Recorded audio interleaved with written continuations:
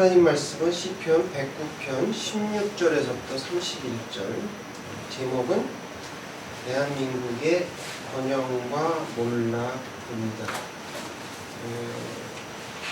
이제 지난주까지 두 번에 걸쳐서 미리 보는 2080년 한반도에 대해서 말씀드렸죠. 그래서 이제 유럽은 여기 보시는 것 같이 유럽 단층선이 있고, 그 다음에 페르시아만 단층선, 그 다음에 아시아 단층선에 대해서 말씀드렸습니다. 오늘은 마지막 시간으로 미래의 대한민국을 그러면 이제 어떻게 준비해야 될까? 미래가 이런데 우리는 좀 어떻게 준비해야 될까라는 것을 한번 생각해 보고자 합니다. 잘은 몰라요. 잘은 모르지만 우리가 2080년도에 예수님 되기 전에 예수님이 재림하시면 이거는 다 소용없는 얘기죠. 소용없는 얘기죠. 저희는 몰라요. 저희도 언제 오실지 알 수가 없으니까. 근데 이제 예수님이 재림하시지 않는다는 상황에서 제가 말씀을 드린 거고요. 사실 그때는 저도 살아있지 않습니다. 50년 후인데 제가 뭐 살아있겠어요. 그걸 왜 걱정을 하느냐? 그렇게 얘기하신다면 저는 이제 그게 아니고 우리 후손에게 지금 식민지, 예전에 일본의 식민지였던 그거를 물려줘야 되겠습니까? 그래서는 안 되잖아요. 그러니까 이제 좋은 것을 물려주기 위해서 우리가 미래에 대해서 좀 생각을 해보자. 심각하게. 그런 얘기죠. 그래서 먼저 유럽은 여기 보시는 것과 같이 워낙 전쟁이 잦았고 많은 곳이라서 유럽은 영토 분쟁으로 인해서 어떠한 형태로든지 간에 전쟁이 일어날 것으로 예상을 합니다. 그리고 그 중심에 폴란드가 있을 따름이에요. 폴란드가 패권 국가가 되어서 유럽의 전역을 차지하든지 아니면 일부를 차지하든지 아마 그렇게 될 것이다 라고 이야기를 하고 있습니다. 그리고 투르키에는 오스만 제국 시대처럼 또다시 페르시아만 일대, 그러니까 페르시아만 일대가 어디냐면 이라크라든가 이란을 제외한 사우디아라비아, 예멘 뭐 이런 거 있죠. 거기하고 이제 이집트 쪽, 이집트와 모로코 이런 지역에 패권 국가가 될 것으로 예상을 합니다. 아울러 일본이 또다시 동아시아의 패권 국가로 발돋움할 것으로 제가 지난번에 말씀드렸던 100년 후라는 책에 기록되어 있습니다. 그렇지만 여전히 미국은 세계를 지배하는 경찰 국가로 남게 됩니다. 근데 전 세계를 다 컨트롤할 수가 지금은 하지만 그때는 하기가 그렇게 쉽지가 않을 거라는 얘기죠. 힘에 부쳐요. 그래서 미국의 국익에 도움이 되는 곳은 자기네들이 도와주고 아닌 곳은 이제 수수방관하는 그런 태도를 보일 가능성이 농후하다 그런 얘기죠. 그래서 여러분 태평양보다는 대서양이 더 가깝거든요. 미국에서 볼때. 그러니까 미국은 아마도 유럽 쪽은 신경을 쓸 거예요. 유럽은 신경을 쓸 거지만 그런 반면에 페르시아만이나 우리 동아시아 쪽은 전혀 신경을 쓰지 않죠. 신경을 쓸 여력이 없는 거예요. 여력이. 지금은 있어요. 그런데 나중에는 여력이 없다. 그러다 보니까 이제 패권 전쟁이 본격화되면서 아까 말씀드렸던 페르시아만의 누구요? 튀르키예. 그 다음에 동아시아 쪽에 일본이 동맹을 맺어요. 동맹을 맺으면서 우주 연합군을 형성합니다. 그래가지고 미국과 패권 다툼을 하게 됩니다. 결과는 어떻게 될지 잘 모르는데 책에서는 미국이 이기는 걸로 되어 있어요. 그렇다면 한국은 어떻게 될까? 또다시 일본의 병창기지가 되어야 됩니까? 그리고 남자들은 황군에 끌려가고 여자들은 어떻게 해요? 위안부로 끌려가야 되겠냐 이거죠. 한번 그랬는데 두 번 그러지 말라는 법은 없어요. 그러니까 오히려 더 쉬워요. 그렇게 되기가. 그러니까 힘이 없는 나라는 속수무책으로 당하게 됩니다. 옛날이나 지금이나 앞으로 미래도 마찬가지예요. 그러니까 그렇게 되지 않으려면 우리가 어떻게 되냐 이거죠. 그래서 한번 생각해보자. 그러면 유럽처럼 예? 강한 군사력이 없으면서 오로지 이렇게 뭐 잘 사는 데만 되면 그게 과연 옳은가? 그럼 금방 무너지고 말아요. 금방 무너진다고요. 그러니까 우리는 어떻게 해야 돼요? 강한 국방력이 필요하다. 남자는요 적어도 2년 이상 징병제를 해야 돼요. 왜 그러냐면 K9 자주포나 K2 전차나 이런 거를 운영하려면요 적어도 그 자유자재로 이렇게 구사하려면 고도의 기술력이 필요합니다. 숙련도가 필요하거든요. 그러니까 9개월 가지고는 택도 없어요. 배우기도 전에 제대하는 거예요. 그러면 뭐 그건 군사력 약화가 되는 거죠. 또 우리 이제 문제가 되는 게 한국의 출산율이잖아요. 출산율이 떨어져가지고 앞으로도 더 심해질 거예요. 인구 절감의 시대를 겪게 됩니다. 그러면 어떻게 돼요? 이제 여성들도 모병제를 해야 돼요. 모병제라는 건 징병제가 아니고 지원이죠. 지원자를 뽑아서 월급을 주고 그 다음에 해야 되는데 그게 가능한 건 뭐냐면 지금은 뭐 전쟁이 힘으로 하고 뭐 이렇게 무기로 하는 거지만 지금도 많이 바뀌었어요. 그러니까 드론 사령부라는 게 생겼잖아요. 그러니까 드론이라든가 전자장비가 주를 이룰 거예요. 앞으로는. 그러니까 여성들이 힘으로 하는 게 아니라 이제 그 머리로 하는 그런 여러 가지 일들이 있기 때문에 여자들도 자주국방에 참여할 수 있다는 거죠. 그게 뭐 나라를 지키는데 남녀 구분이 어디 있습니까? 저라도 나가야 되죠. 드론 할 줄 알으면 저도 가서 싸워야 되는 거예요. 그 뭐 우크라이나 그렇지 않습니까? 그렇듯이. 그리고 또 우리가 일본을 침략을 막으려면요, 사실 우리가 좀 힘들어요. 왜냐면 우리 뭐 해봤자 5천만밖에 안 되잖아요. 일본은 몇 명이에요? 1억 2,300만이에요. 그러니까 어떻게 되느냐? 우리 통일이 돼야 돼요. 남북 통일이 돼야 그거를 막을 수 있습니다. 그러면 적어도 한 9천만 인구는 되겠죠. 해볼만 하죠.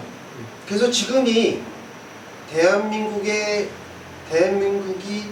번영이냐 아니면 몰락이냐라는 그러한 운명의 기로에 서 있는 것입니다. 지금 준비하지 않으면요 때를 놓쳐요. 그게 하루아침에 이루어지는 게 아니기 때문에. 그래서 지금 미래를 위한 몇 가지 방안을 제가 제시하면, 첫 번째, 통일 대비를 위한 자금이 필요합니다. 그러니까 자금을 모아야 돼요. 한꺼번에 어느 날 갑자기 있을 수는 없으니까 자금을 모아야 되고요. 두 번째로는 국방, 과학과, 앞으로는 이제 전쟁이 우주 전쟁이라고 된다고 했죠. 우주 개발에 투자를 해야 돼요. 우리나라 지금 인공위성 자체적으로 쏘긴 했지만 아직 달나라에 못 보냈죠. 그러니까 그런 것들을 우리가 기술을 다른 나라에 안 줘요. 절대 이런 거 안 줍니다. 우리도 인공위성 쏘아 있는 기술을 몇 번 만에 성공했잖아요. 그거 정말 참 드문 일입니다. 서너 번에 되기가 그렇게 쉬운 일이 아니에요. 그럼 러시아에서 우리한테 기술을 주겠어요? 미국이 우리한테 기술을 주겠어요? 우방이 우리나라, 미국도 우리에게 그런 기술 안 줘요. 절대 안 줍니다. 우리도 다른 나라 안 줘요. 안 준다니까요. 그건 전략 무기이기 때문에 절대 주지 않습니다. 그게 어떻게 해야 돼요? 우리 스스로 해야 돼요. 그러니까 그런 거를 미리 투자를 해야죠. 미리. 예? 젊은 사람들을 교육시켜서, 그 다음에 아까 말씀드렸듯이 여성 모병제를 채택해서 군을 현대화해야 돼요. 군을 현대화. 그 다음에 이제 마지막으로는 이제 모사드 아시죠, 여러분? 이스라엘의 모사드 정보기관, 그 사람들은요 머리가 아주 뛰어난 사람. 그러니까 그런 사람, 글로벌 인재 양성이 시급합니다. 그러면 어떻게 돼요? 우리가 교육 시스템을 획기적으로 바꿔야 돼요. 지금 이런 교육 시스템 갖고는 사실 어렵습니다.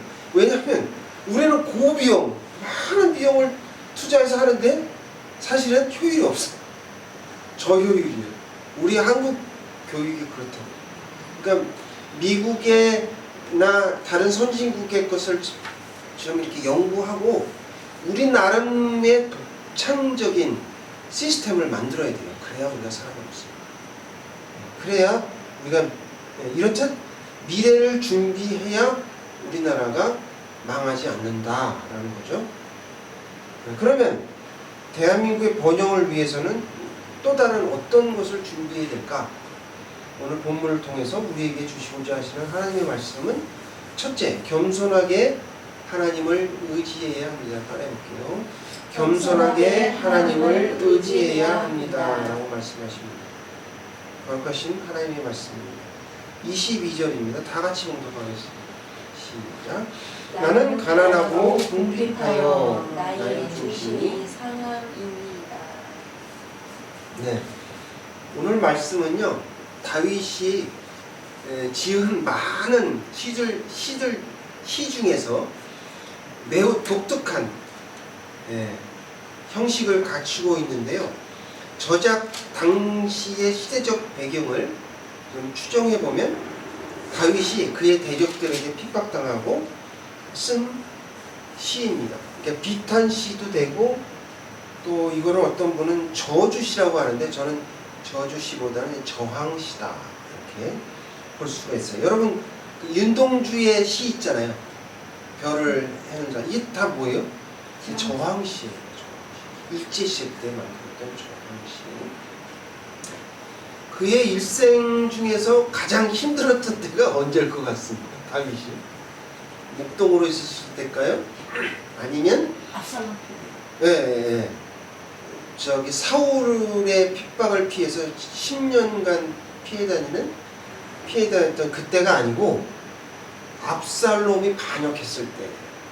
그래서 어떻게 해요? 반역을 해가지고 목숨을 건지기 위해서 예루살렘 성을 떠나죠. 후궁들도 다 남겨놓고. 네? 그 아마도 밧세바만 데리고 갔을 것 같아요. 그래서 성을 떠나서 피난길을 갔던 일이 가장 힘들었던 일이 아닐까라고 추정을 해봅니다.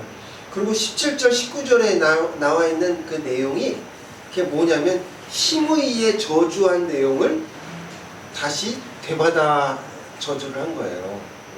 그렇게 볼 수가 있습니다.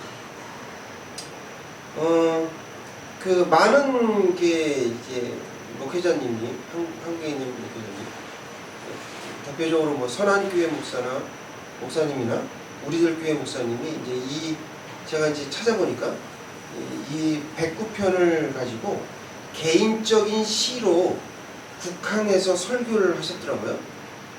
그러다 보니까 개인적으로 친구에게 배신을 당하거나 뭐 이런 사람들을 위로해주고, 그다음에 하나님의 정의로운 심판을 바라는 그런 취지로 이제 말씀을 전했어요. 근데 사실 그 시편은 그렇게 단순하지가 않습니다. 시편을 이렇게 단순하게 보면 안 돼요.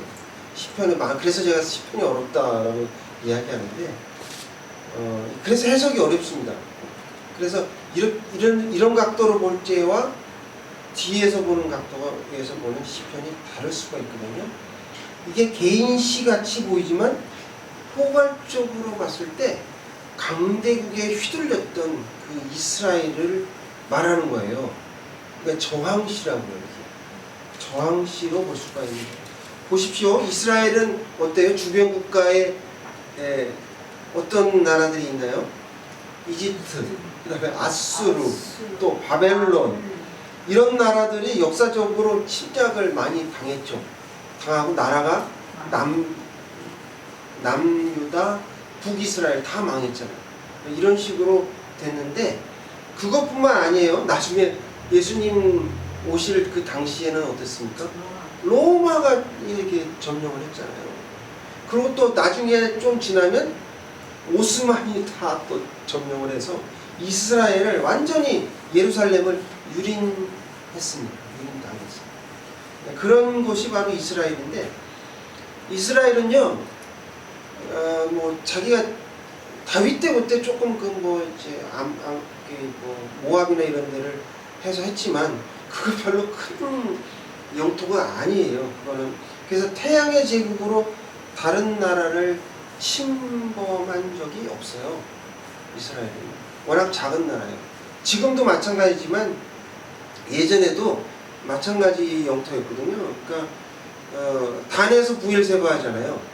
단에서 부엘세바를 하는데 그 크기를 보면 우리 경상남북도 합친 그 정도 영토밖에 안 돼요. 아주 자그마한 중동의 나라예요. 네.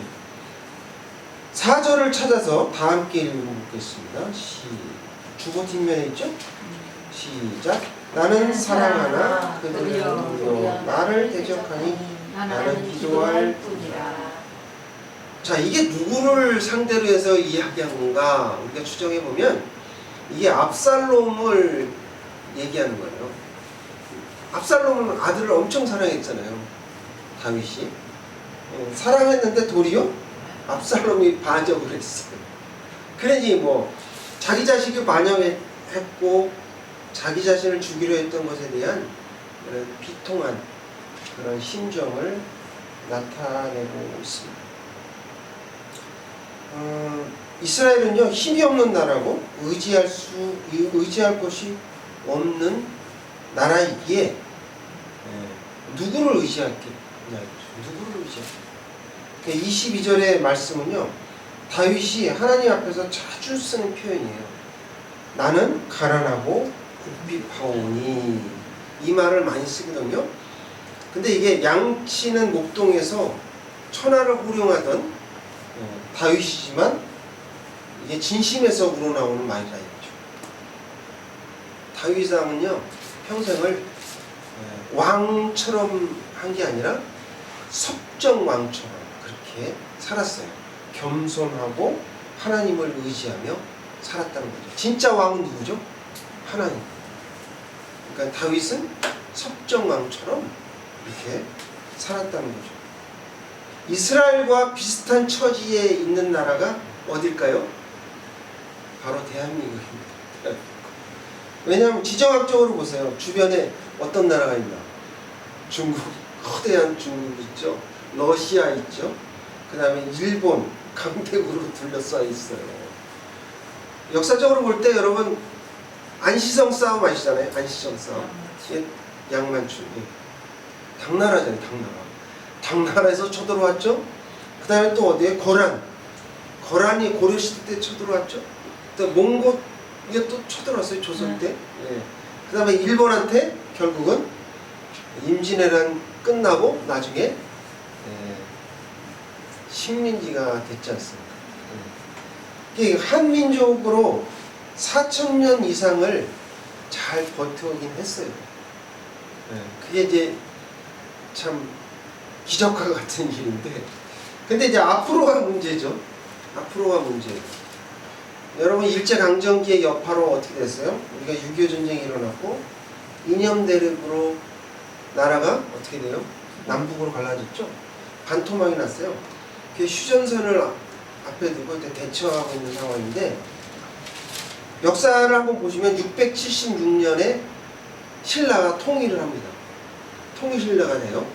그러고 나서 1350년 만에 다시 나라가 반토막이 난 거예요. 그 전까지 쭉 한 나라로 있다가.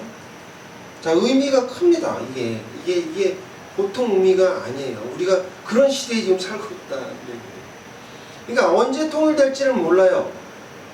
근데 여러분 독일이 동서로 나눠져 있다 통일됐을 때 어마어마한 비용이 들었던 거 아시죠? 그래서 우리가 통일이 되면 필요한 평화 정착금이 있거든요. 평화 정착금이 예상을 했는데 과연 얼마가 될까? 10년 동안 들어가는 돈이 2167조 원이에요. 억도 아니고 2167조. 어마어마하죠? 적지 않은 지불이 예상됩니다. 그러니까 여러분, 우리가 목표로 하는 GNI 있잖아요. 국민소득. 제가 지난번에도 말씀드렸듯이 우리가 지금 36,000불인데 우리가 5만 불이 돼야 된다 얘기 드렸잖아요. 그 소용없어요. 이게 절반으로 나눠보세요. 그러면 25,000밖에 안 돼요. 자, 한번 보여드릴게요. 이것들을. 자, 여기가 지금 우리나라가 어디 있냐면 일본 옆에 있죠. 한국. 네. 예, 이게 이제 여기가 36,000달러에 해당하는 그런 나라들이에요.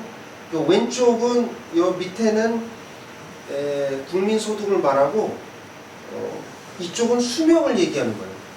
수명이 높죠, 우리나라가. 왜 그러냐면 소득이 높기 때문에. 소득과 수명이 같이 비례한다는 거죠. 그거를 나타내는 거거든요. 근데 25,000불은 어딘 줄 아십니까, 여러분? 여기 보면 그 아르헨티나, 이란, 멕시코, 태국 여기에 해당돼요. 그러면 어떻게 될까요? 수명도 짧아진다. 네? 이런 도표가 여기 나와 있습니다. 그러니까 이제 이게 객관적으로 이거를 이제 우리가 좀 알아야 돼요. 근데 이제 이 중에서 보면 주목해야 될 나라가 있어요. 여기 보면 이스라엘이에요. 이스라엘은 우리보다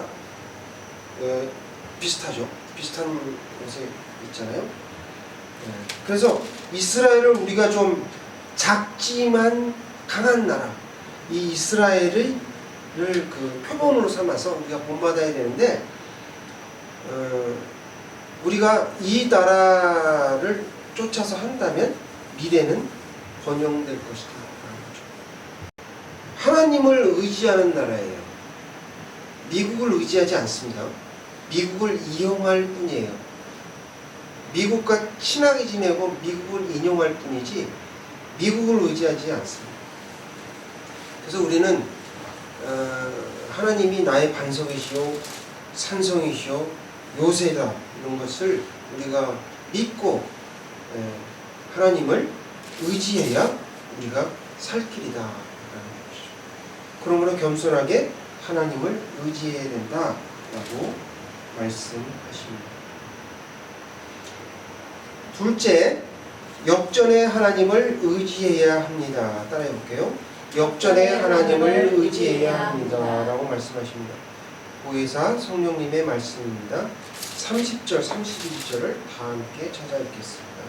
시작. 내가 입으로 여호와께 크게 감사하며 많은 사람 중에서 찬송하리니 그가 궁핍한 자의 오른쪽에 서사 그의 영혼을 심판하려 하는 자들에게서 구원하실 것이니로다.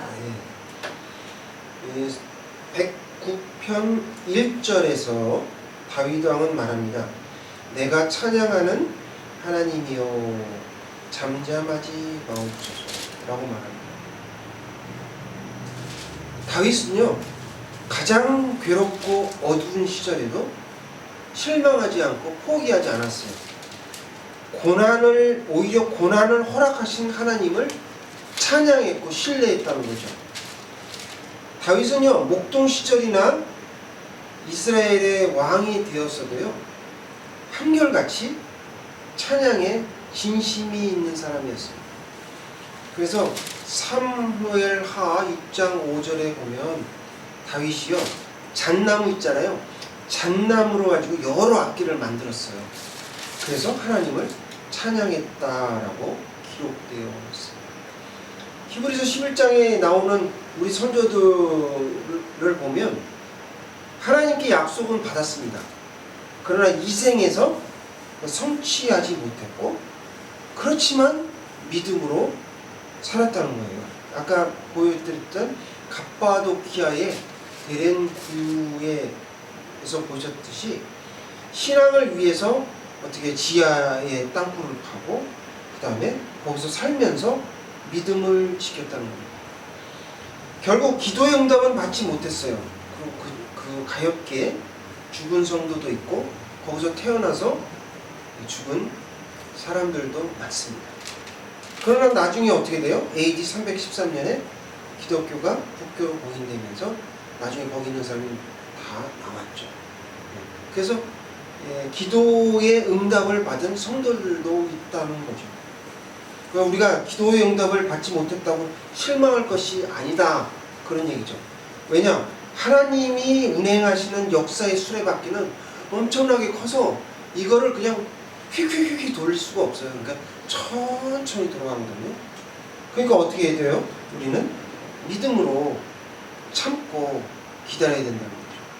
기도를 계속하면서 언젠가 하나님이 우리에게 응답하실 것이다 라는 걸 믿어야 된다는 거죠.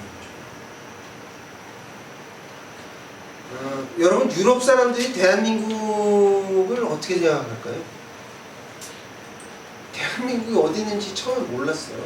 관심도 없어요, 한국이. 왜냐면 뭐 저쪽 동쪽에 아시아의 제일 끝에 있는 나라, 거기 누가 관심을 주겠습니까?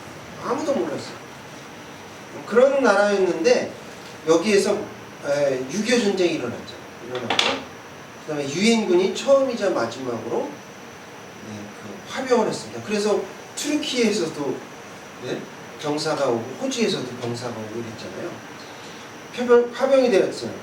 그리고 여러분 또 잘 아시다시피 메가더 장군이 뭘 했죠? 인천 상륙작전을 했습니다. 인천 상륙작전이요, 여러분, 기적 중의 기적입니다. 그걸 기적 중의 기적이라고 표현해요. 왜냐요? 5,000분의 1의 확률이에요. 1%도 아니고요, 0.02%의 성공 확률이랍니다. 근데 이거를 성공으로 이끈 것이 바로 인천 상륙작전 메가더 장군입니다. 그러니까 누가 이런 일을 계획하셨을까요? 반대가 심했어요. 그때 엄청 반대했어요. 참모들이 다 반대했어요. 그거를 메가더가 밀어붙였죠. 만약에 성공 못했으면 어떻게 됐을까? 그런데 역전의 하나님이 메가더 장군을 들어 쓰신 거예요. 여러분, 우리가 전쟁에 쳐들어와가지고 낙동강 방어선이라고 그러죠. 대구서부터 이렇게 해가지고 대구, 그 다음에 어디에 포항, 그 다음에 밑에는 마산 이렇게 돼 있는. 그래서 부산이 풍전등화에 있는 그런 상황이었을 때 고전하던 아군에게 가뭄의 단비처럼 되는 게 뭐예요? 인천 상륙작전. 그러니까 허리를 쳐버리니까 인천 상륙작전 해가지고 서울을 수복해버리니까 테러가 막혔잖아요. 보급도 안 되죠. 그래서 어디로 다 도망갔어요? 지리산으로 다 도망갔어요. 그래서 이제 여수 반란 사건도 나오고 막 여러 가지 부작용이 있긴 했습니다만, 어쨌든 우리가 북진해가지고 저기 백두산까지 태극기를 꽂았던 그게 바로 이제 인천 상륙작전이었죠. 그래서 결론은 나 있습니다.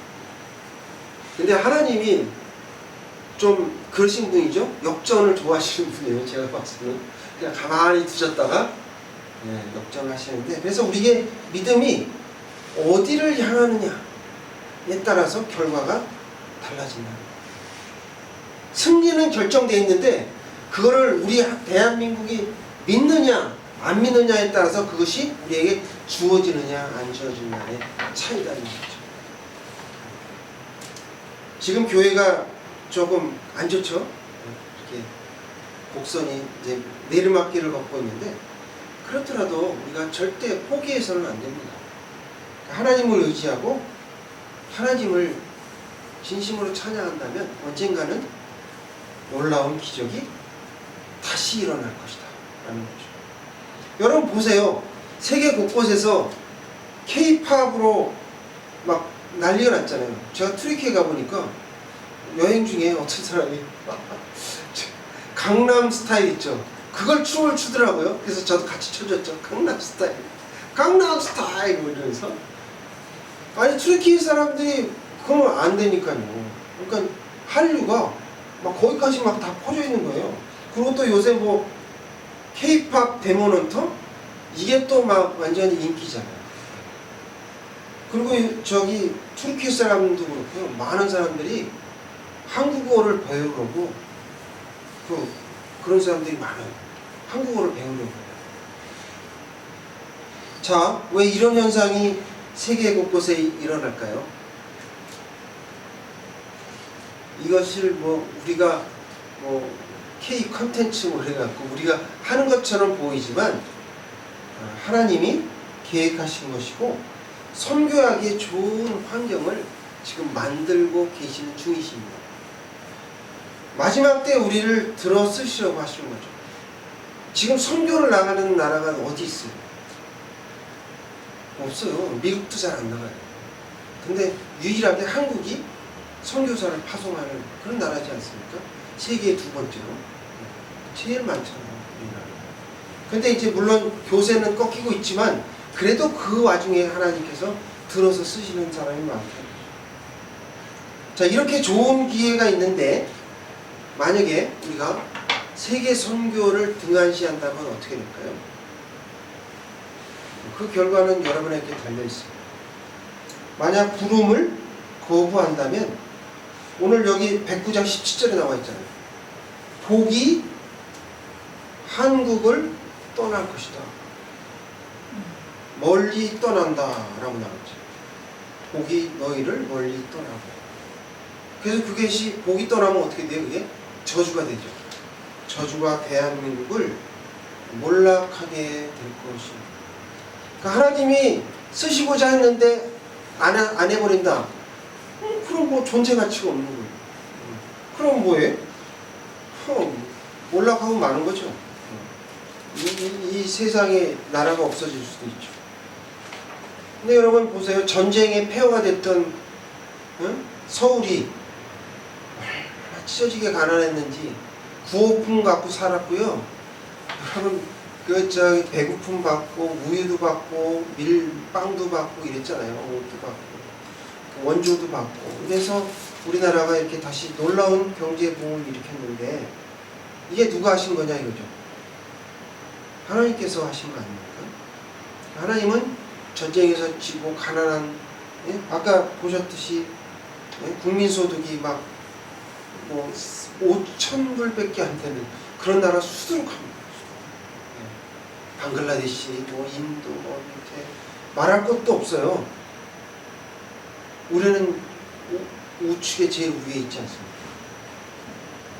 이것이 바로 역전이 아니고 뭐냐고. 그러니까 우리가 만유의 주 되신 하나님을 의지하는 것은 필수 불가이다. 너무 당연하다. 이렇게 여겨야 된다는 거죠. 그러므로 역전의 하나님을 의지해야 한다라고 말씀하십니다. 네, 오늘 말씀을 통해서 겸손하게 하나님을 의지해야 합니다. 역전의 하나님을 의지해야 한다고 말씀하십니다. 주보 뒷면에 보면 시편 110편 3절이 나와 있습니다. 다 같이 찾아서 공독하겠습니다. 주의 권능의 날에 주의 백성이 거룩한 옷을 입고 즐거이 헌신하니 새벽 이슬 같은 주의 청년들이 주께 나오는도다. 네, 여러분 이 말씀 많이 들으셨죠? 새벽 이슬 같은 주의 청년들이 주께 나오는도다. 주의 권능의 날은 뭐 말할 것도 없이 저지데이라고 하죠. 주님의 재림하시는 심판의 날을 말하는데요. 그때 성도들이 거룩한 옷을 입고 즐겁게 헌신할 것이다. 그때는 이제 모든 고통과 슬픔과 눈물이 다 사라지는 우리의 영광의 날이죠. 성도들의 영광의 날이 그 날인데 사막에서의 새벽 이슬은요. 그 목숨과도 바꾸는 아주 소중한 물이에요. 그 생명수와 같은 물이 어떻게 주의 청년들이 많이 나온다 라는 얘기죠. 온 세계에 복음을 전파하는 날이 올 것이다. 지금도 우리가 지금은 좀 많이 좀 줄어들었습니다만은 젊은 우리 청년들이 많이 헌신을 해요. 제가 지금 세 번째에 걸쳐서 이렇게 대한민국에 대한 2020년, 2080년도에 대한 이야기를 하는 이유는 한마디로 말씀드리면 예수 믿으라는 거예요. 예수 믿어야 된다. 이런 얘기입니다. 우리나라가 예수를 나의 구주로 섬겨야 된다. 이 말입니다. 한마디 고 얘기하려고 이렇게 장황하게 늘어났는데 근데 이제 아직도 우리 주변에는 기독교를 박해하는 우리들이 많이 있어요. 사단은요, 쭉 역사를 보면, 교회사를 보면, 교회 세계사를 보면, 어느 시대나 마찬가지예요. 어느 곳에나 그들은 그 존재에 있으면서 하나님의 나라의 확장을 싫어요. 하나님의 나라, 예수 믿는 나라가 많아지는 걸 싫어한다. 또 성도들을 막 유혹해가지고요, 하나님께 헌신하는 것, 또 교회를 위해 헌신하는 것을 어떻게 못하도록 그렇게 막고 있습니다. 그게 그들의 전략이에요. 하나님과 관계를 친밀하지 못하게 만듭니다. 근데 뭐 그렇다고 해서 우리가 가만히 있으면 안 되겠죠. 그러니까 대적들의 악행에도 굴하지 않고 담대한 믿음으로 우리가 나가야 된다 라는 게 오늘 말씀드리고자 하는 요지입니다. 제가 투르키에 가보니까 투르키에 사람들이요, 마시는 차가 있어요. 커피가 아니고 차이라는 차가 있어요. 이렇게 유리잔으로 되어 있는데, 우리로 말하자면 뭐 홍차? 이렇게 이제 볼 수가 있어요. 근데 이거를 얼마나 좋아하는지, 아침에도 한 잔, 친구 만나도 한 잔, 심심하면 한 잔, 시도 때도 없이 막 먹어요. 어디 가나 한 잔, 손님 와도 한 잔. 이렇게 하루에요, 적게는 5번, 많게는 10번. 뭐 이렇게 아주 즐겨 마시는 게 차이입니다. 내가 이제 가만히 보니까 이 사람들이 차이에 대해서 아주 진심이 느껴져요. 진심.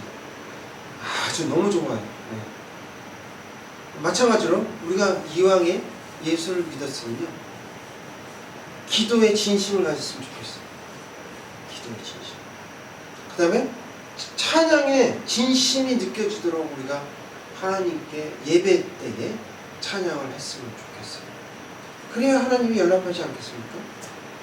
여러분, 저 요한복음 12장에 보면, 12장 24절에 보면, 요한복음이 다 그렇죠? 내가 진실로 진실로, 2번 사용이 많은 곳이 어디예요? 요한복음인데, 거기 보면 하늘의 미랄이 땅에 떨어져 죽으면 많은 열매를 맺는다. 예수님께서 강조하셨어요. 진실, 진실. 하나님이 여러분에게 신학교 가라고 요구하지 않으십니다. 모두 목회자 되라고 그렇게 얘기 안 하세요. 그리고 여러분에게 모슬람 교회 선교사로 가라는 얘기도 하지 않으십니다. 그저 그냥 성경에 좀 진심을 가지고 성경을 좀 보고, 성경 쓰는 게 그렇죠? 성경 쓰는 게 정말 진심을 가진 사람이 하는 행동이죠. 또 기도와 찬양에 대해서 진심이길 바라시는, 여러분 이 정도는 할 수 있잖아요. 이 정도는 할 수 있어요. 그래야 하나님 기뻐하신다. 기도와 찬양의 진심이 사랑의 나눔교회 성도님들 다 되시길 주님의 이름으로 축원합니다. 다 같이 기도하시겠습니다.